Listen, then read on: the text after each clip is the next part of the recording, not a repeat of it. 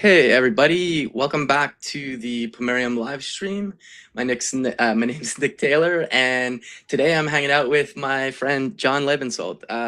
John, how you doing today? I'm okay. I'm here in sunny Montreal and Yeah, basically summertime because there's no snow on the ground. So I'm feeling pretty good right now. yeah, same. I just got back from Miami for the AI engineer conference, which was awesome. But when I flew out of Montreal, wasn't like tons of snow, but it was like kind of like freezing rain slash last dregs of winter, I guess. And then it Oh, was man, nice to come back to shorts weather. So I feel you. well It timed. feels like it was a super long winter. Like I don't know, No kidding. but. Cool. Yeah, so we got some fun stuff to talk about today. For folks who might not know who you are, maybe just kind of give a little background, and if you want to say like how you got into tech, that's people always like that too. But like you don't have to do a 2 hour biography if we could, I guess. But We could. I will say though that I started my dev career working with Nick, and that yeah, was what a great opportunity. I remember learning a lot from you and the team when we were working on a dev. This was in the deep dark days of like J Sharp and oh yeah, G sharp, man. Oh wow, yeah. yeah, that was Remember. the .NET stack and all that. But I guess more recently, I did recently complete a PhD in privacy and machine learning, which Okay. I guess nowadays the cool kids call AI. And was working as a research scientist, sort of studying foundation models, these like Gen AI models that are now basically taking the world by storm. Was Yeah. was building them, trying to inject a bit of privacy in them, working at Meta, and then also as a research scientist at a pharma sort of AI company. And then, Okay. yeah. So that was fun. And actually, kind of through that whole journey, there's this joke when you do grad school in machine learning, which is you do graduate student descent as opposed to Okay. gradient descent, where basically the grad student is the algorithm that's like trying to optimize and is desperately trying to find a solution that they can turn into Okay. a user. And I found that actually going into industry after that experience as a researcher and a machine learning engineer, that the same thing was happening now with engineering teams, Yeah. where it used to be that you'd have like automated tests. X goes in, Y comes out. You know that it's going to happen a certain way. And now with the world that we've inherited with AI, that's no longer the case, and actually the way that we build software has to change because of Yeah. that. And so I thought, this is actually a really exciting time to explore these ideas in a startup, and to take the lessons that I've learned, through that journey, and try and codify them in tools that could contribute to better AI systems in the future. Yeah, no, that's super cool. And I'll drop a link to this. So this brings us to Jetty.io. So I guess, yeah, what is Jetty? Do you call the company Jetty or just Jetty.io? So I know some companies actually call the company the domain name. So just curious about I that too. call it Jetty. I don't know. I mean, like I really like the name. So I like. I mean, .io. You could say Jetty.io. I mean, that's our org on GitHub. That's our skill name. So we have an agent skill called Jetty.io. So I think that's just kind of it's hard to get Jetty.com for some reason. I don't know. Yeah. No, totally. but, but I wonder why. I wonder why. but Okay. let's go back to what you were saying. Like, so what is the company? What are we doing? We've, kind of one thing that I've realized, and it's just kind of becoming abundantly clear today more than ever, is that Hmm. there are so many more coders in the world today than there were last year. And these folks Yeah. are not writing code in TypeScript. They're not writing code in Python. They're not writing Yeah. code in C. They're writing code in English or whatever their language of choosing. And they're Yeah. using these really great tools to take their ideas and then build them. And so now these programming languages in many domains, not in every domain, but in many domains, they're almost like the assembly of a bygone era. Yeah. And so what we're trying to do with Jetty is we're trying to create tools that admit that and that allow you to essentially define tasks in terms of their outcomes rather than in terms of all the sequence of steps. And so we're kind of on a mission to focus on the evaluation, on the outcome of an agentic process, rather than trying to get folks to sort of draw boxes and lines to sort of wire everything up. Yeah. And I guess that brings us to evals then. Like I did another live stream about evals with somebody a little while ago, but like let's dig into that a bit, because it sounds like a weird concept in a way, because we're using AI. I'll let you explain it more, but like, using AI, which is inherently non-deterministic, to have almost like a pretty somewhat deterministic outcome, I guess. 100%. I don't know if that's the best way to frame it. Yeah, I mean, I guess like, if you've ever done like a creative pursuit, or you've ever like, if we were to like listen to some music, I think it would probably be an easier job to write a review of that music than to actually make that music. Yeah, for sure. And I mean, like, that's like the ultimate challenge, say, for students writing essays. I don't know if students still write essays, but that basically, it takes a lot more work, a lot more thought, a lot more, say, computation to generate something than it does to evaluate, to measure, to test whether it's good or not.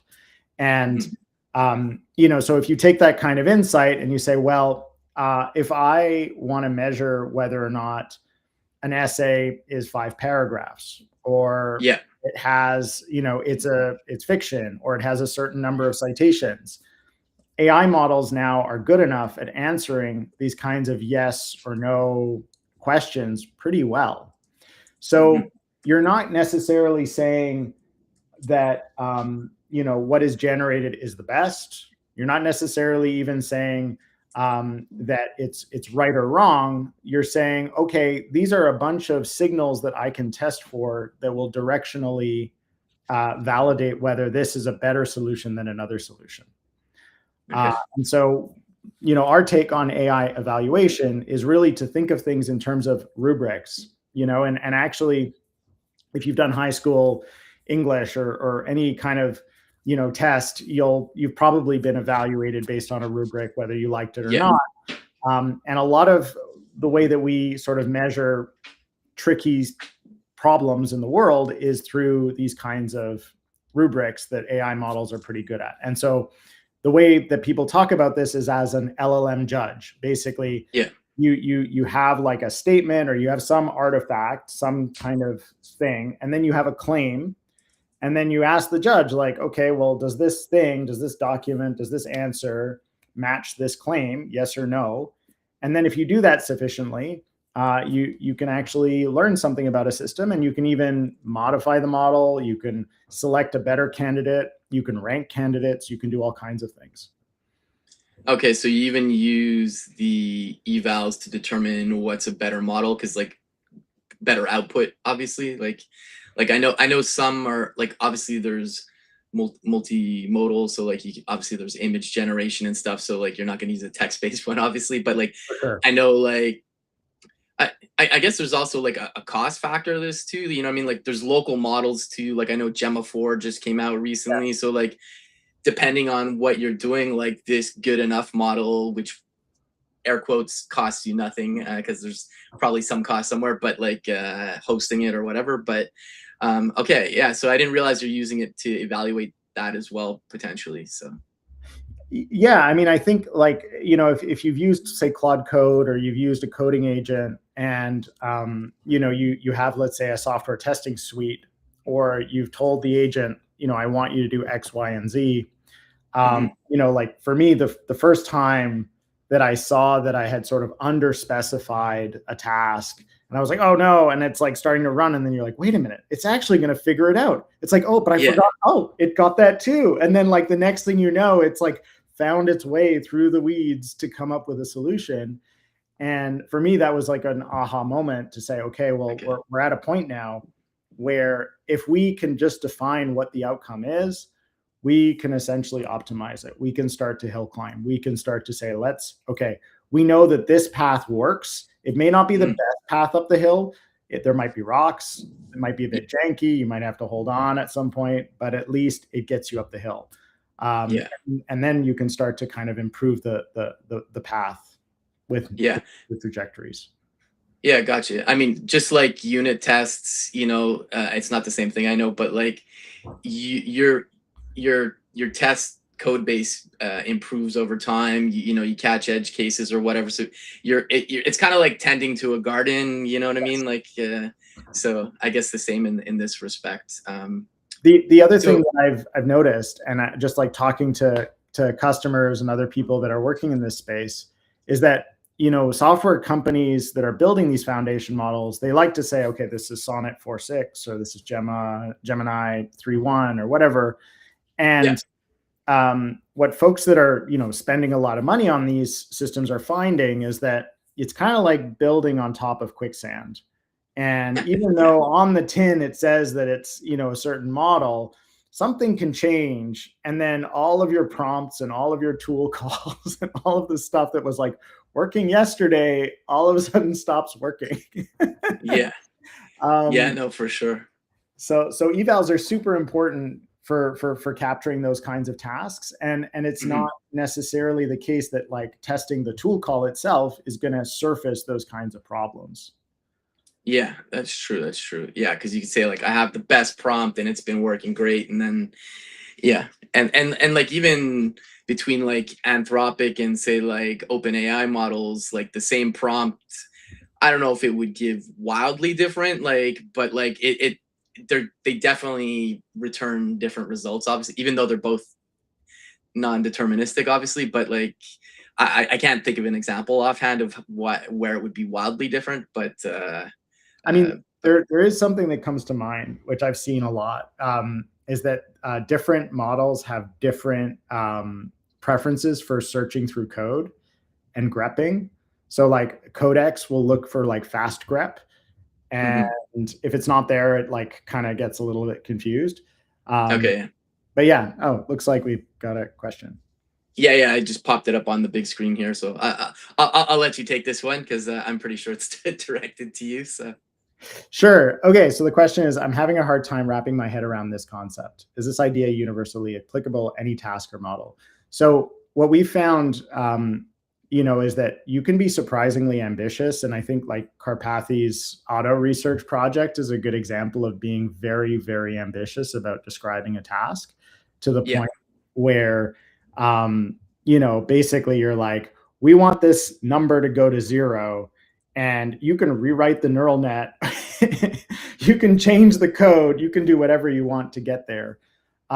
So I mean, I think when you ask the question, is this like universally applicable, there's a lot of examples in machine learning research of what people call like a generator verifier gap, or a generator and a discriminator, or an actor and a critic.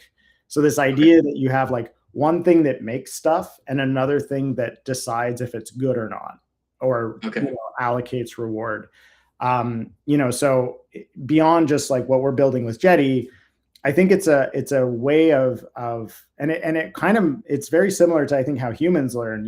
Like if I was to give you a basketball and I was like, okay, we're going to play basketball, I could walk you through the game, for yeah, hours, but it's until you start actually like trying to shoot hoops or whatever that you're going to get there. And it would be like, oh, okay, well, I saw that your hand was like that this time. Maybe try and get there. And then once you get it, it's a lot yeah, easier to be like, okay, if I'm standing here on the court, like I can follow the same path every time and I should be able to get it in. Right. yeah, yeah. So it's kind of like coming up with a good recipe, and hopefully the food critic enjoyed the meal. A Um, hundred yeah. percent. 100%. Okay. Cool. Cool. Cool. Yeah. Thanks for the question, Navid.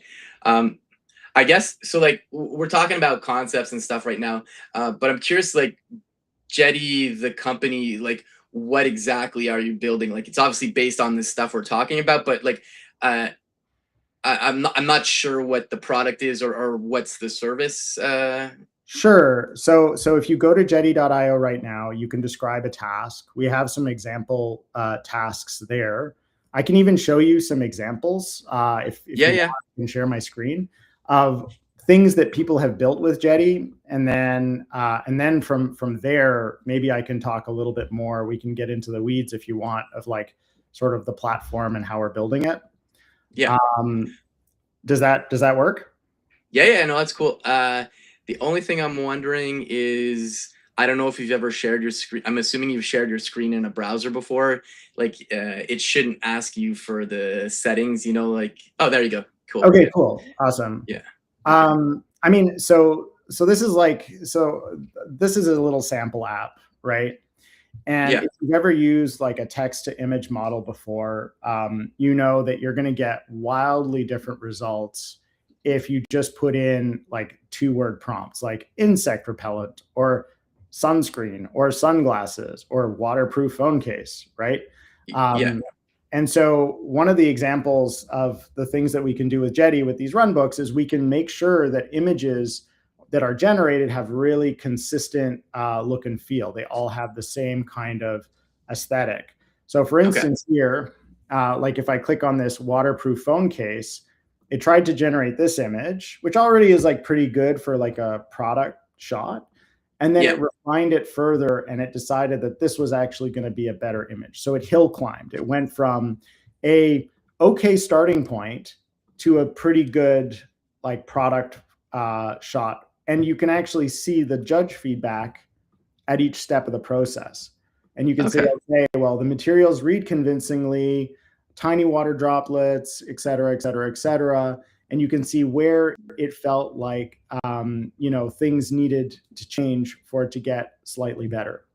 And Okay. what's cool about this is, once you sort of codified this, you can generate a lot of images at scale.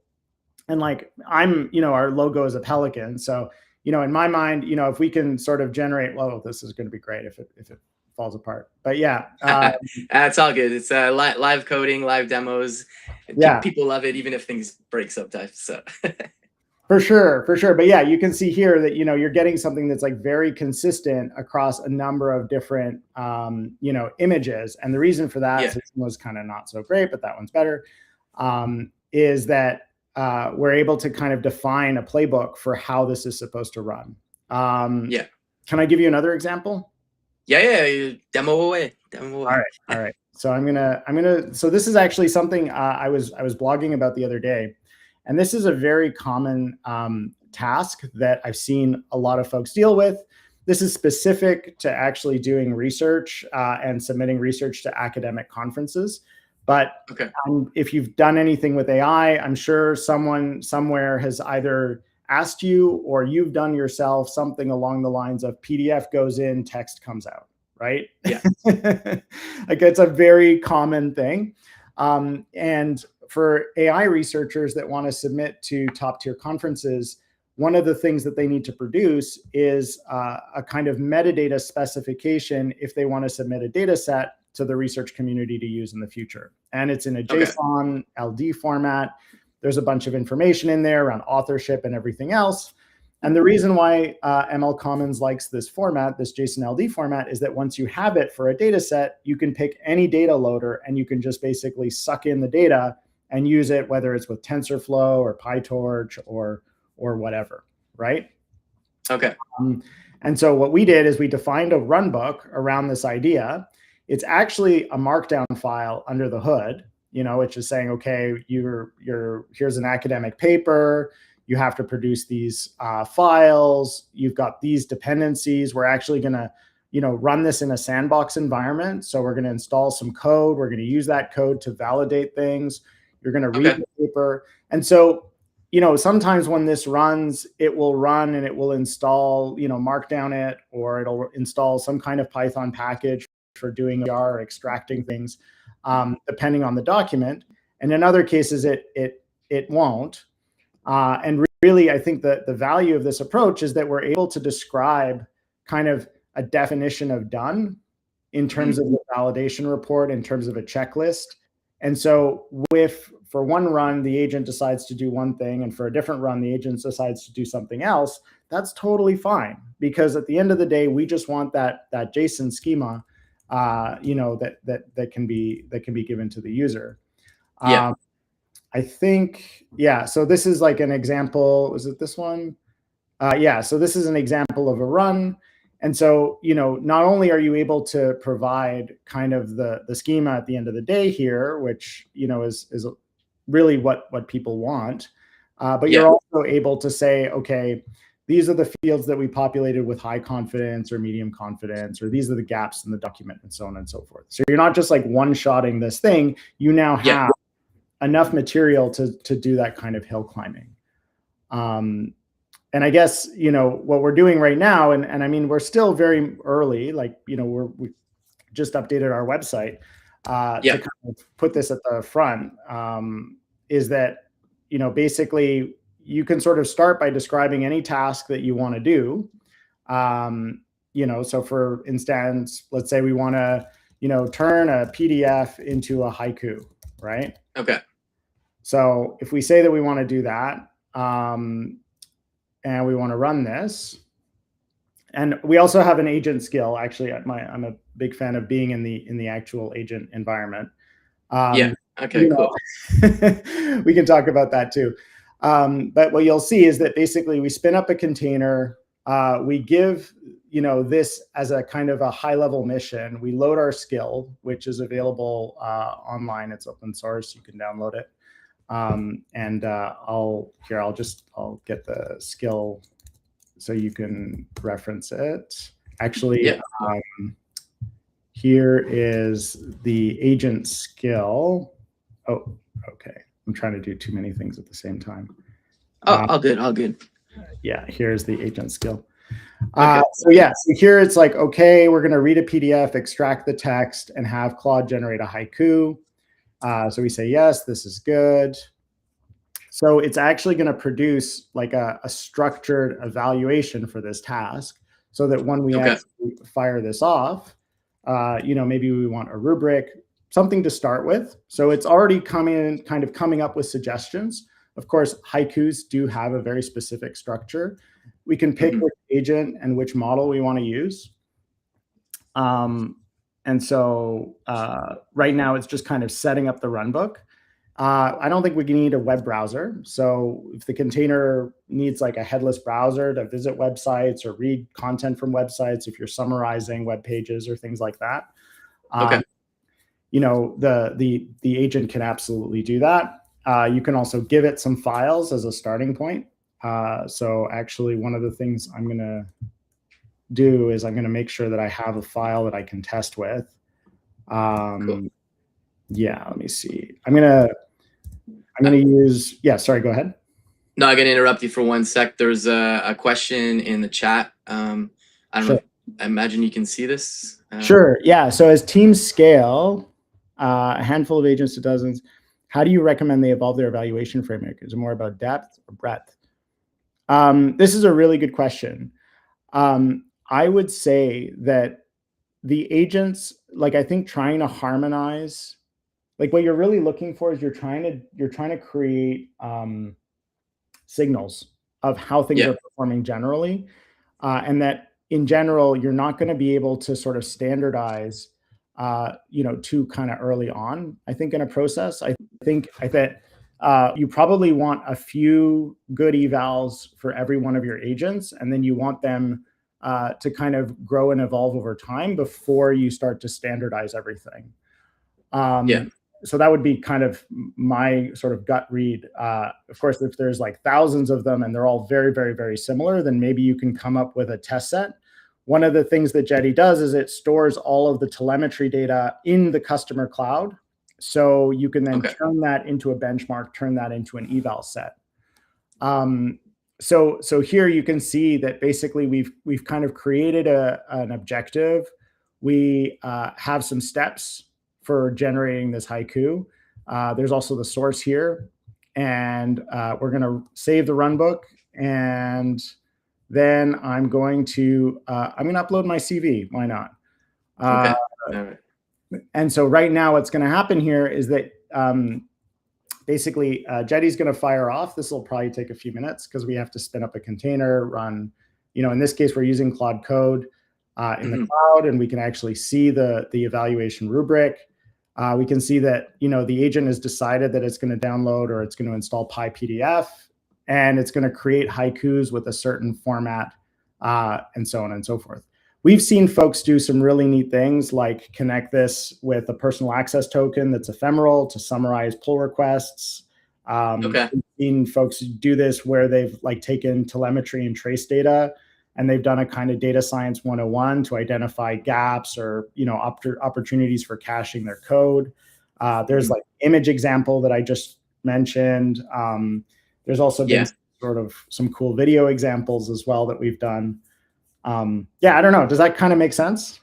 Yeah, and I like that you were showing the images, because that's saying the obvious, but it's visual, but it's compelling, because the only stuff I've seen done with evals so far, I mean, because I haven't worked with them a ton, but it's just been mainly for textual responses. So it's kind of cool to see them working on images and, like you were saying, video as well. Because it's obviously just different. You're not looking at characters here. There's I guess image recognition at that point to say is there enough water there? I'm just making up stuff. I mean, we've seen some use cases where, in the pharma domain, where you're trying to generate images. They could be product photos, or there's certain things where you want the subject to be positioned a certain way or not in another way. Or one thing that came up in one of our customer discovery calls was that these AI generators generally, they'll generate elderly people, but then they'll still look really, really young. They'll have really smooth features, but then they'll have gray hair, or, things like that. So you can see here that it's basically hopefully not leaking my credentials, which it shouldn't do. Always something you want to avoid. But you can see that basically the agent is kind of working through it and saying, oh, okay, these two look clean, but haiku number 4, I don't know about that. That's 6 syllables. That's 5 lines. That lines 1, 2 need fixing. So this is the kind of thing where, if you were to one-shot this, you wouldn't want to have, you'd rather just have the agent call you when they're done rather than do something and then you have to test it and evaluate and everything, and then you end up with this other loop, or you end up with a Zapier thing with a loop, and you basically have to code with lines and boxes, and that's really the thing that I'm trying to avoid here. And I guess in terms of you obviously want to improve this to get the best outcomes always. Does you do a run, and do you have the agent try to improve the evals itself, or is it you going over it and then doing it manually? Totally. So in our skill, there's an optimized runbook skill, which does just that. So and that's actually kind of terrifyingly, I was trying to work on this morning. So, oh, good, it's coming, right? And so it's the agent's finished. So now it's putting it all together, and then what we should have is we have essentially the whole history. But to go back to your question, yes, supporting this optimization of the runbook to do that hill climbing is exactly the point of this platform. Right now, I find that the most ergonomic way to do that is through an agent skill locally, but we also want to make that available on the web. So so that you can basically do it without having to load up Claude Code or whatever if you're not into that. But you can see here, this is it's actually read my CV, and it did a haiku about my vaccine passport work. That's great. And basically, a full stack mind. So these are the results. And then, it's done a summary, and it's created a rubric, and it said, okay, we did well here. There's no seasonal cliches. Apparently that was something that I don't want to do. And then it also has an iteration history, and it has recommendations, right?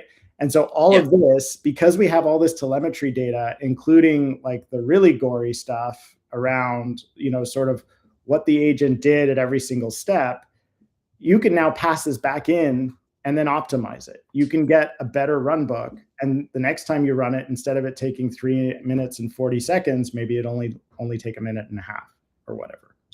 Okay, gotcha. Yeah, no, that's very cool. Sorry, I lost my screen. There Sorry. we go.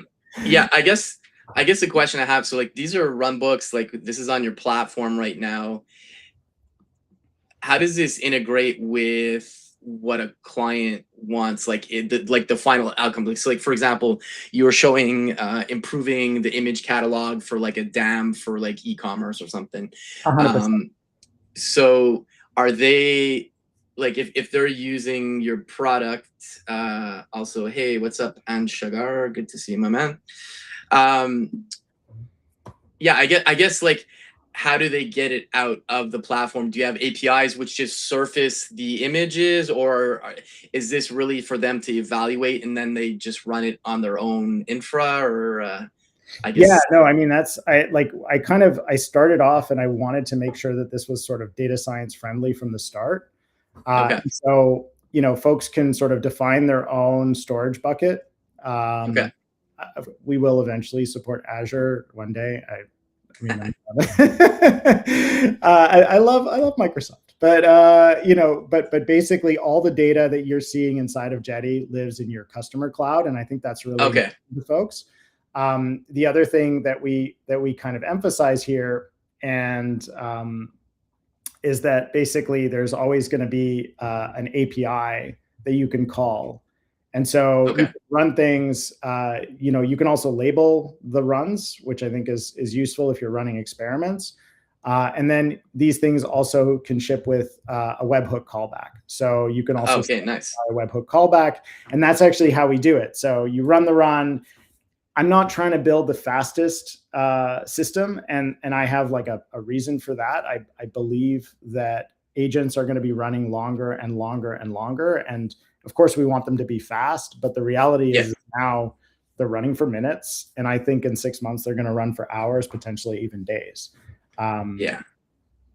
No, for sure. I totally feel that. And even just for simple stuff, you really don't know what the latency is going to be like, because like I gave a talk in Europe and I was live coding a MCP app with my OpenClaw, and it's like okay, firing it off, and then like I had to like kind of talk to the audience for like a minute before it actually responded, because it was like sitting at my desk in Montreal, and so there was some latency there, and also just contacting like the LLM, like I think I was using the GPT models, but like, so it's, yeah. And to your point, yeah, like things are going to get longer and longer. Like all the frontier models seem to be preparing for that or already have stuff for that. So it totally makes sense. And it's like,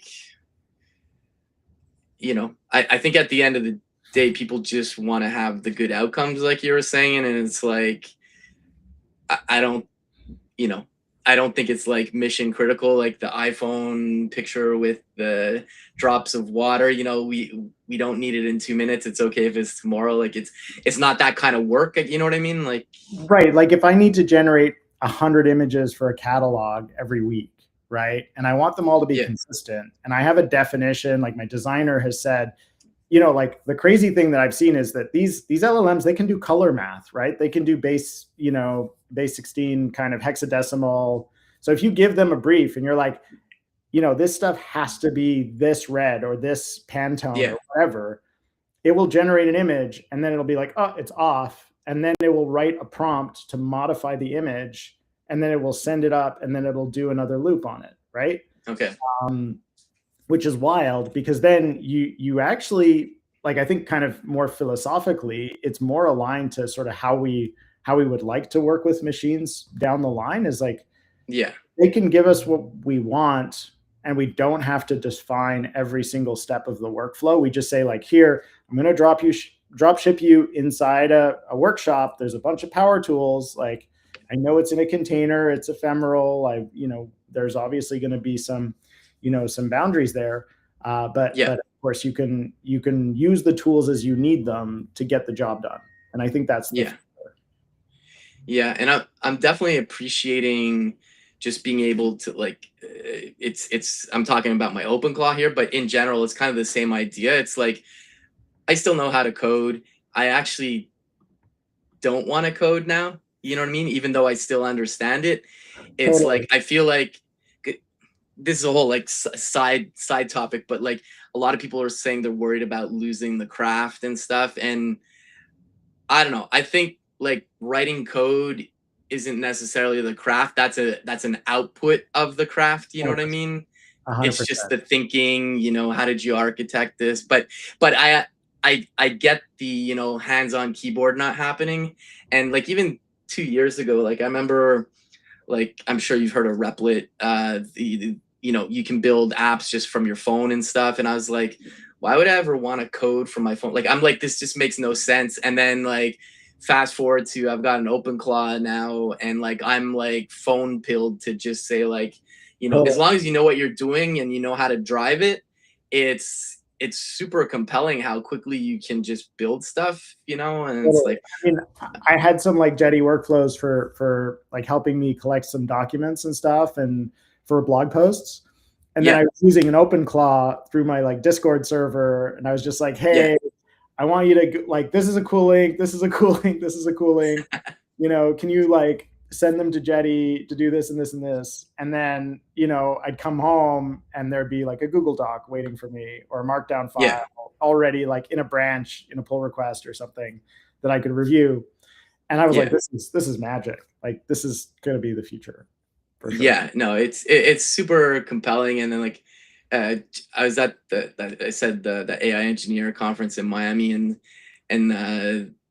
there's this guy Dex Horth. He's definitely well known in San Francisco, and I think in the AI engineer space probably too everywhere. But he's like, he kind of changed his mind. Yes, we do have to read the code, because a lot of people are saying you don't need to read the code anymore, and like I I get it to some degree. Like, if it's not mission critical stuff and the outcome is what I wanted, I probably don't care that much. But for stuff that you care about a little more, it probably still makes sense to validate things. And it's like not the same thing with like a Jetty workflow, I guess, but like you're gonna look at the evals, and like even though it might have auto optimized them, you're probably still gonna have a human in a loop to just validate, okay, yeah, that makes sense. Or 100%. I mean, that's why like we have labeling in the platform, and that was kind of an early design choice because we wanted to be able to build data sets, right? Like yeah, there's one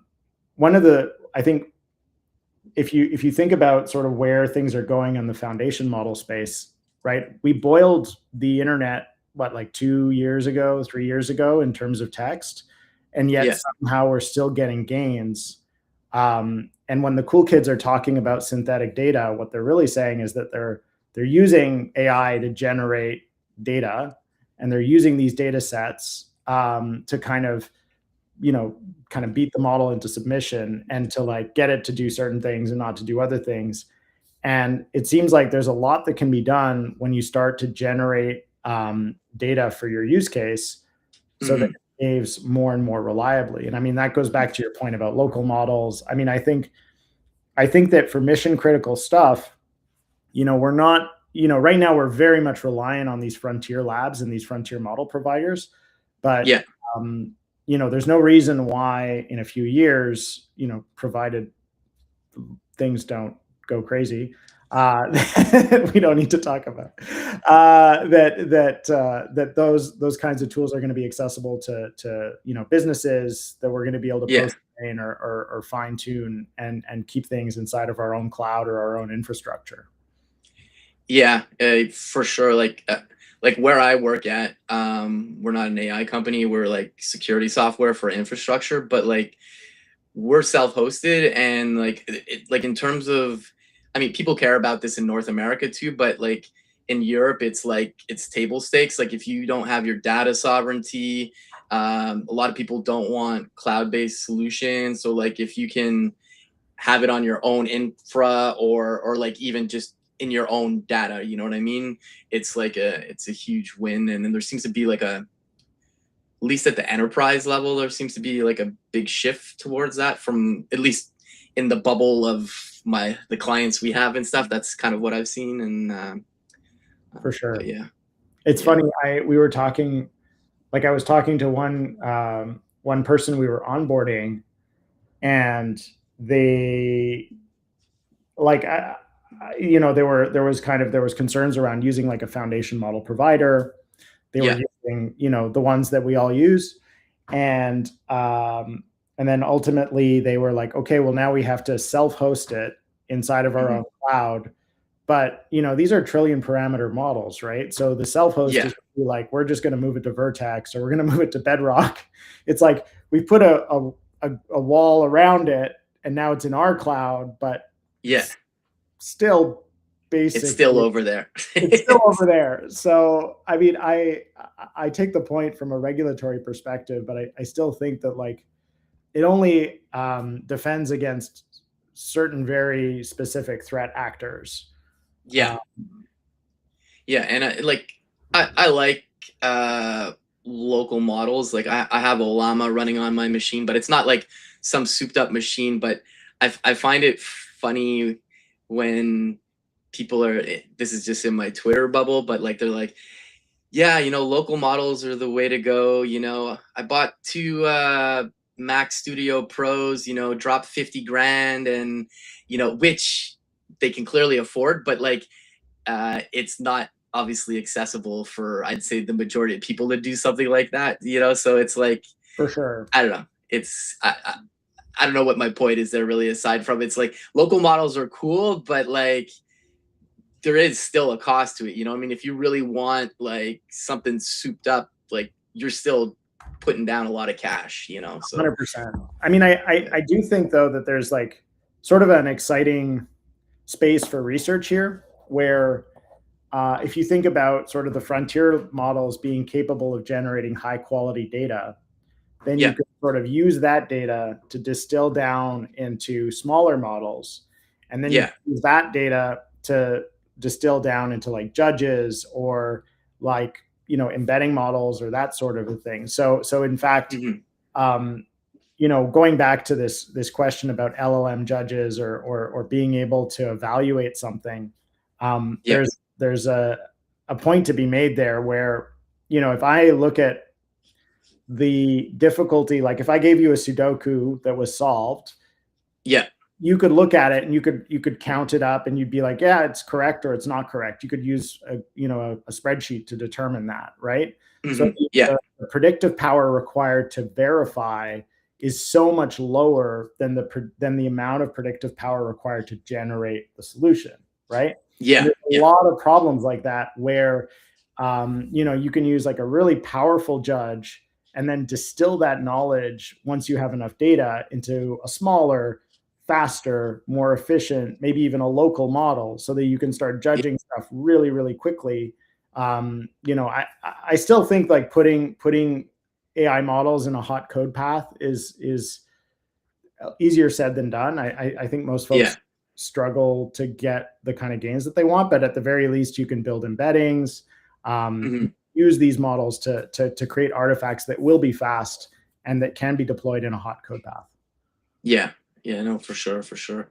Yeah, and like that's what they did with Gemma 4, right? They distilled it down from like a more powerful model. So like, yeah, no, I don't know, it's wild times. It's like, and it's funny because I can't remember if I was talking to you about this before the stream or if it was when I was at the conference, but it's like I feel like I'm so behind on stuff. And then it's like I go out of the bubble I'm in and I talk to somebody, it's like, yeah, we just got Copilot in Microsoft 365, you know what I mean? Like Totally. it's like another world. And I don't mean that as knocking on people at all. It's just like just being in the space, even if I'm not at the research level or anything, it's just like there's just tons of stuff going on that people aren't even remotely touching yet. So it's Totally. just, I guess, a testament to how wild things are moving so quickly. But For sure. I was talking to somebody the other day. Actually, I think it was Navid, and he made this really great point about how he described it as like there are folks that just sort of use AI models. Well, there are folks Mhm. that don't use them at all. Then there are folks that use them, but they use them kind of like Chat GPT to sort of Yeah, prompt yeah, and paste, and they're doing that. And then there are folks that use them sort of in a workflow, and it's sort of integrated as a partner. And then I feel like there's another level beyond that where you're sort of agent pilled and you've built your own little operating system. Uh, yeah, and you've got like your markdown files and you've got your skills and your MCP endpoints. And it does, like, each one of those, I think, step changes requires a little bit of investment yeah. to really start to see the gains. Yeah, for sure. Because like I've been doing a lot of stuff in the MCP space because like even though we're not an AI company, we can operate as like an MCP gateway, and so that's just been fun stuff. But like I've got skills now. Like so, like we obviously have docs and stuff, and I don't use the AI to write the docs, but I use it as like guardrails and like to your point, like I have a rubric as well. It's not an eval, but it's just like markdown that says, like every guide that we write needs to have like a prereqs, more info or whatever. And then there's like criteria, like just don't put in emojis because like that's what AI loves doing for some reason. Yeah.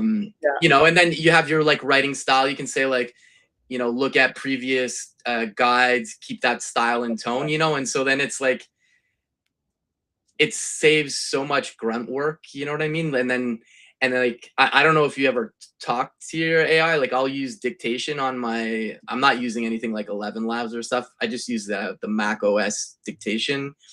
And like sometimes like for me the blocker is typing for something, and then if I just start talking, and so then you get this like raw data, and then it's got the rubric and the skill, so then it's like Yeah. it's just really quick to make something polished, and like Well, a and skill plus a rubric is a run book. So that's yeah, really how I see it. And actually, I do something very, very similar where, and one thing that I've seen too is that people will use like GitHub Actions and they'll hook up okay, Jetty and they'll do an eval loop oh on, nice, yeah, so you can like test if a PR, satisfies a rubric, for instance, right? So you can use an okay, yeah, LLM judge.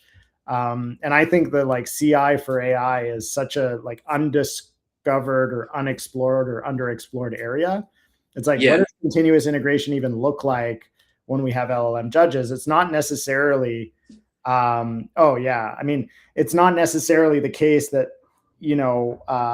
we're looking for pass fail anymore, right? yeah, It's more like, exactly.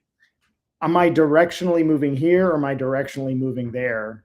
Yeah, yeah, totally. Like, did we get to the restaurant even though I'm in this parking space instead of that one? Yeah, Exactly, exactly. As long as I'm on the green, I'm okay. Like, yeah. not But it every. is weird to think about it that way, you know what I mean? Because like just coming, from just doing TDD or just testing in general, you're like, it has to literally be this thing, and that's not the case with these things. And Yeah, I think that's maybe why, not necessarily hard to wrap your head around potentially, but it's like it feels like it's not accurate, like from a high level, you know what I mean? But it's like, I don't know. vibes, It dude. all comes down to math, I guess. Probability, statistics. Distributionally, it's like you're in a range, right? You're in a bowl that Yeah. kind of works. I got a question. Can I ask you a question about that? Yeah, yeah, go for it. Um, so what does the software development lifecycle look like for you now in the teams that Yeah. you're in that are kind of more agent built? Yeah. So our team isn't completely agent pilled. There's like a few of us, but like I almost never start with writing code now. Like I just there's prior art already in the code base. So like and in some cases, like for MCP servers that I build, I have a template. So like I already have a starting point. It knows the structure and stuff. I've added like an agents MD, and I might have some skills like the rubric, like I was saying for the docs and stuff. So already there's like all these things in place, and then I go. and then I think it really does come to the outcome. Like the way I develop right now is like, if we're speaking like UI, because just I've done a lot of front end, but it'll just be like, this is what I need. It already knows it, use React, use ShadCN components, et cetera, et cetera. Gives me something. If it works like I expect it, that's like the first litmus test. And then at that point, that's when I actually look at the code. And then I'll go like, because there's no point in looking at the code if it didn't even do what I wanted, you know? So 100%. Yeah. And it also ties into, like, obviously you get better at prompting, you know what I mean? Because like my standard bad prompt example is like, if you just say make me a website, it's gonna make one, obviously, but like what, you know? So like the more I guess it's a balance of finding, because your context window, like, you know, fills up pretty quickly. So it's really about trying to be concise for what you really want. And it's tempting to keep going when you're like, okay, now do the other thing. And like, I clear the context generally as soon as I'm done, because like to the point I was saying before about being in this bubble right now, like, even I've mentioned context rot to people outside of the people I work with, and like people have no idea what I'm talking about. And I don't consider that something super technical in the space at all. It's just, if you spend half an hour and you haven't cleared your context and you're like, I want to do this and this and this and this, like I definitely feel like I have like a really great partner that over time gets increasingly stupider and stupider and stupider. Oh yeah. You're just like, okay, I think we've reached this point. And usually like part of it's also on me. Like it means I haven't laid out the right tent poles. So, or I haven't like given it the right context or references, or I just didn't clear my context. And I was like, okay, wait, we gotta stop. And actually, like, that's where I feel like the PRs, the commits, like having the experience of a software engineer where you're like, this task goes from here to here. It has a definition of done. Now I stop. Now I'm going to do another thing that has another definition of done. And having those, that practice, I think, I mean, it connects back to what you were saying earlier, which is like, I don't think there's this joke about how computer science has nothing to do with computers and it has nothing to do with science. And I also think that software engineering has nothing to do with software and it has very little to do with engineering. Because like the thinking through a problem, like engineering of a software system looks very different from like a bridge or a building. Oh yeah, totally. Right? It's more like gardening, maybe. I had this conversation the other day. Like, I'm very intimidated by physical engineering, like civil engineering, you know, like when they were building the new Champlain Bridge, like, sure, they put in the poles, you know, okay, you got to get that right for sure. Then they start building the road part of it on each side. And then at the end, it connects obviously like perfectly. Right. And I'm like, you know, if I mess that up doing something in software, it's just like, okay, let's just undo that. And then, you know, it's not like millions of dollars to say like, we got to fix those. You know what I mean? It's like, it's pretty permanent when you're building it physically, unless you like literally scrap everything. So yeah, so it's different in that respect. So like, not to say that we have it easy in software necessarily, but like, it's definitely a different level. You know what I mean? Like 100%. Yeah. There's something I wanted to talk about, because like I'm trying to get more back into the Montreal tech scene. So like I went to this OpenClaw meetup at the Shopify was hosting it. It was this org called Open MTL, and it was really good meetup and stuff. I'm definitely trying to get to more things now, but where you're at right now, so you've got Jetty, but they're part of Mila, and that's right. I honestly did not know about this until you mentioned that, hey, meet me at the Mila office. So like, I feel a little silly for not knowing that it existed, but I guess like, I don't know if you want to just talk a little bit about that, and like maybe, you know, because I think people would find it interesting. For sure. So some of the early like people that were involved in deep learning and reinforcement learning, basically a bunch of really great researchers that have been pounding the pavement on all the tech that we're using now across the world to get the gains that we're talking about. They Yeah. were kind of quietly working in their respective AI labs at McGill and at University of Montreal and a few other universities. And when it was pretty clear that we were coming out of this AI winter, there was Mila basically became this institution, partially backed by industrial partners, but also heavily backed by the government and CFAR and this sort of AI strategy for research and the different universities to come up with essentially like a nexus for researchers, for startups, for people that want to do professional masters. And now actually, they recently announced they're going to have a venture fund that's Oh, cool. investing in new startups. Unfortunately, my startup was a little early, but who knows? So Mila is really like, it's a wonderful space. I hang out there. That's where I did my PhD. Okay, cool. I didn't know that. Okay. Yeah. I mean, at Will is McGill, but most of the time was actually in Little Italy in at the Mila offices. And so, they have a really nice venture space, and it's growing, and it's exciting to see that. I'm Canadian. I'm happy to be Canadian, and it's nice to see that there are efforts here to support startups and to support a lot of entrepreneurship.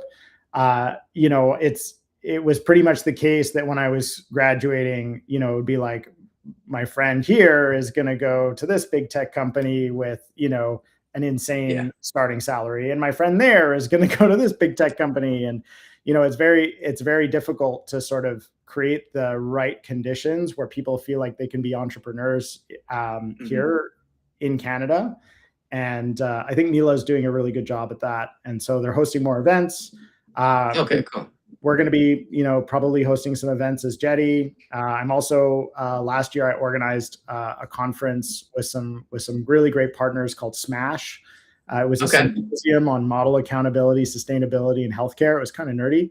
We're also doing it again. Pretty cool acronym though. Yeah. I mean, you need a good acronym. That was actually that was a lot. I wonder if more thinking went into that than but yeah, so we're actually hosting it again this year, November 3rd and 4th. It should be a lot of fun.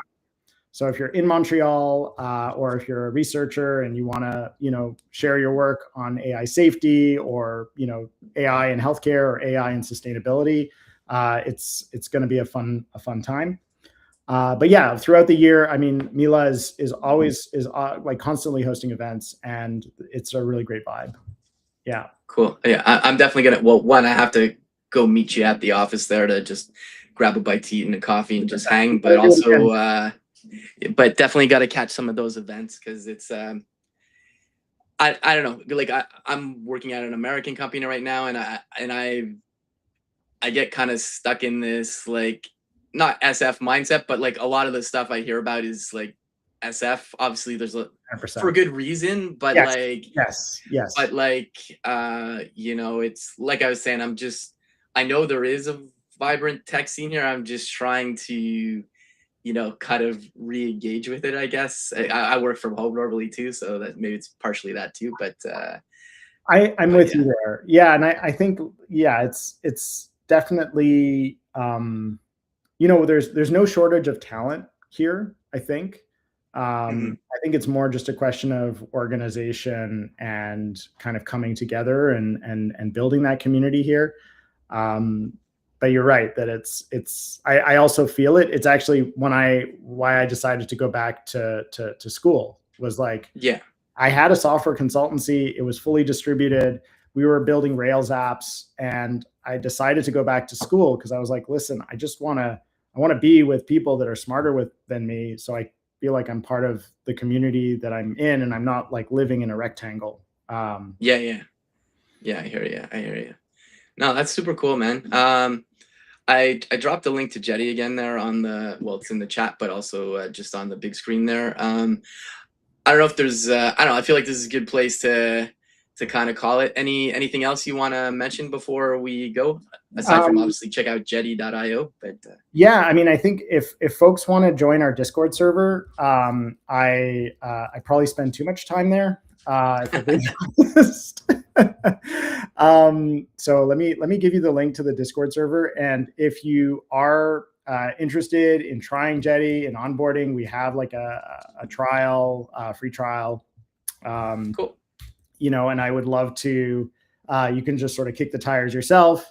You can reach out to me, and I would absolutely love to get feedback on how we can make this the funnest and sort of best way to build these long running agentic workflows in a way that they are consistently kicking ass.